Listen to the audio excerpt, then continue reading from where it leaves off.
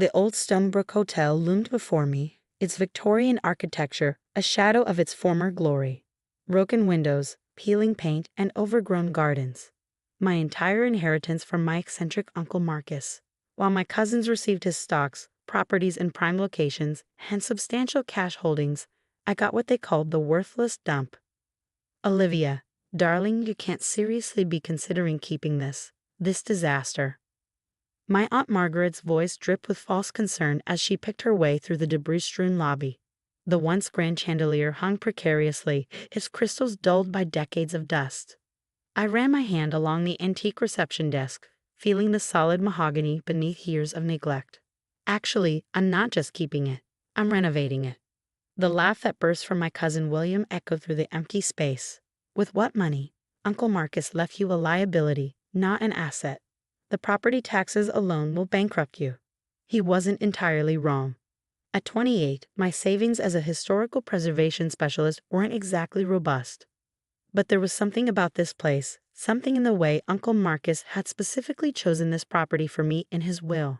Remember what he used to say? William continued, examining his manicured nails. Olivia sees the value others miss. Well, there's nothing of value here, cousin. Sell it to me for a fair price, and I'll tear it down for a parking structure. I thought back to my last conversation with Uncle Marcus just weeks before his passing. We'd been looking through his collection of vintage photographs, many featuring the Stonebrook in its heyday. Pay attention to the details, Olivia, he'd said, his eyes twinkling with that familiar mischief. Sometimes the greatest treasures hide in plain sight. The property is mine, I said firmly, and I'm keeping it. My announcement at the family dinner that evening went about as well as expected. The grand dining room of my parents' house felt suffocating as familiar faces twisted with mockery and disbelief. She's lost her mind, my sister Diana declared, swirling her wine glass. First that useless degree in historical preservation, and now this. My father cleared his throat. Olivia, be reasonable. William's offer is generous considering the state of that place. You could invest the money in something sensible. The hotel was Uncle Marcus's passion project before he got sick, I argued. He spent years collecting historical documents about it. There has to be a reason. Oh, spare us the sentimental nonsense, Aunt Margaret cut in. Marcus was getting senile at the end.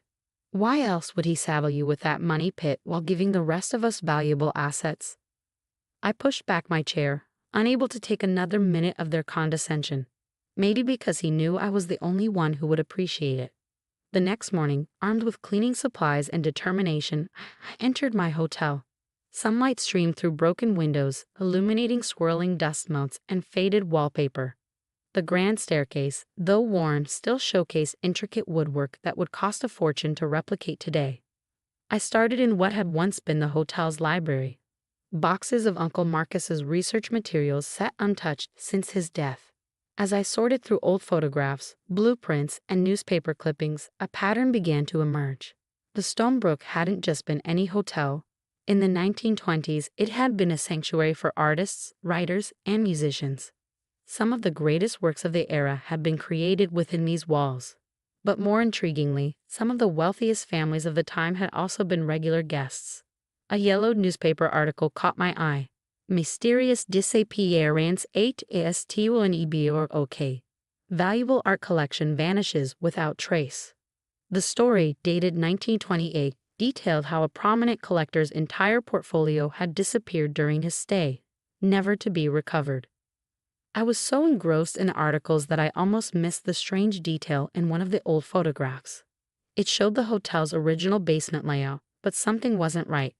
The dimensions didn't match the current basement configuration. Armed with a flashlight and my phone's mapping app, I made my way down the creaking service stairs to the basement. The space was smaller than it should have been, significantly smaller. According to the original blueprints, there should have been an entire section that was now just wall. My heart pounding, I ran my hands along the rough stone surface. Uncle Marcus's voice echoed in my mind. Pay attention to the details. That's when I noticed it. A slight irregularity in the mortar pattern, and beside it, what looked like an ordinary electrical box. Except this hotel hadn't had electricity when it was built. With trembling fingers, I pulled open the rusted box. Inside wasn't electrical wiring, but a keypad. ancient by today's standards, but definitely not from the hotel's original era. Uncle Marcus's research materials included maintenance records from every decade. Flipping through the 1980s logbook, I found a sequence of numbers appearing repeatedly, circled in his distinctive red pen. Standing in the dim basement, I took a deep breath and punched in the numbers. The grinding sound of machinery nearly made me jump out of my skin. Decades-old mechanisms grown to life as a section of the wall began to move, revealing a dark passage beyond. Uncle Marcus hadn't just left me a broken-down hotel. He'd left me its secrets. My flashlight beam cut through the darkness, revealing a room that time had forgotten. The air was stale, undisturbed for what must have been decades. As the beam swept across the space, I gasped. Paintings, dozens of them, stacked carefully against the walls, protected by dusty cloth covers, bronze sculptures, antique vases, display cases filled with jewelry that sparkled even beneath years of dust. With shaking hands, I pulled out my phone and began photographing everything. One painting in particular caught my eye. The signature in the corner made my heart stop. Could it really be? I carefully lifted the protective covering, revealing the full canvas. The authentication certificate was still attached to the back, dated 1926. This single painting, if genuine, would be worth millions. Now I understood why Uncle Marcus had spent years researching the hotel's history. He'd found the missing art collection, or more accurately, he'd known where it had been hidden all along. You see value where others don't, his words echoed in my memory. He hadn't just been talking about the hotel's architecture. The next morning, I made 2 calls, one to a renowned art authenticator and one to my lawyer. Within hours, my quiet hotel became a hub of activity as experts carefully cataloged and verified each piece. Miss Lawson, the head authenticator, pulled me aside, his voice trembling with excitement. This is extraordinary. These pieces, they've been considered lost for nearly a century. Museums around the world have been searching for this collection. I nodded, thinking of Uncle Marcus's meticulous research. How much? How much is it all worth? He adjusted his glasses. Based on preliminary authentication, conservatively, over $400 million. The room spun. I gripped the dusty reception desk for support. Of course, news traveled fast. By evening, my phone was exploding with messages from family members who had mocked me just days before. Darling, Aunt Margaret's voice oozed through my voicemail. We simply must discuss this wonderful discovery. I always knew you had your uncle's clever instincts. William's text was less subtle. Let's talk business. You'll need help managing this kind of wealth. I have connections. Even my father called, his tone completely transformed from dismissive to proud. Sweetheart, this is incredible. But you'll need guidance. The family should be involved in decisions about the collection. I let them all go to voicemail. Instead, I sat in the hotel's library, surrounded by Uncle Marcus's research materials, finally understanding the full story. The art hadn't been stolen, it had been protected. The original hotel owner had hidden the collection from looters during the financial crisis of 1929, but died before he could retrieve it. The secret had died with him until Uncle Marcus, with his passion for history, had pieced it together. A week later, I called a family meeting. They all came, of course, the same people who had ridiculed my decision to keep the hotel. The lobby had been cleaned and sunlight now streamed through repaired windows, making the crystal chandelier sparkle once again.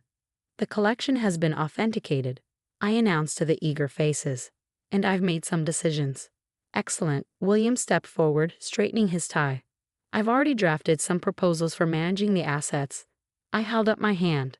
The entire collection is being donated to the National Gallery. What? The collective shock was almost comical. With one condition, I continued calmly. It will be permanently housed here, in a specially constructed museum wing of the Stonebrook Hotel. You can't do this, Aunt Margaret sputtered. That collection is worth hundreds of millions. It belongs to the public, I said firmly, and the hotel will be restored to its original purpose, a sanctuary for artists and creators. The museum will ensure its sustainability, and the Stonebrook Arts Foundation, which I'm establishing, will provide residencies for emerging artists. But the money, Diana stammered. We'll fund arts education for underprivileged children, I finished, just as Uncle Marcus would have wanted. They left in a fury of slammed doors and threats of legal action. But Uncle Marcus's will was ironclad, and the donation paperwork had already been filed. 1 year later, I stood in the transformed lobby of the Stonebrook Hotel and Museum. The grand opening gala was in full swing, with art enthusiasts, historians, and media from around the world in attendance. The hotel's rooms upstairs were fully booked with artists and residents, their creativity bringing new life to the historic halls. Children's art classes filled the renovated ballroom during the day, and the library had become a research center for art history scholars. Miss Lawson, a young artist, approached me, her eyes shining. "I can't thank you enough for the residency opportunity. This place, it's inspiring." I smiled, thinking of Uncle Marcus. Sometimes the greatest treasures aren't the ones you can sell, but the ones you can share. That evening, after the guests had gone, I made my way up to my private apartment on the top floor. The hotel's lights glowed warmly below, and in the distance I could see cars still lined up to visit the museum. On my desk sat a framed note, the last one Uncle Marcus had written to me, to Olivia, who always understood that true wealth isn't about what you keep, but what you create. The Stonebrook is yours now. Make it shine again. And shine it did, not with the glitter of sold artwork or the sparkle of millions in the bank, but with something far more valuable: the light of creativity, learning, and possibility. My family never understood why I gave away a fortune.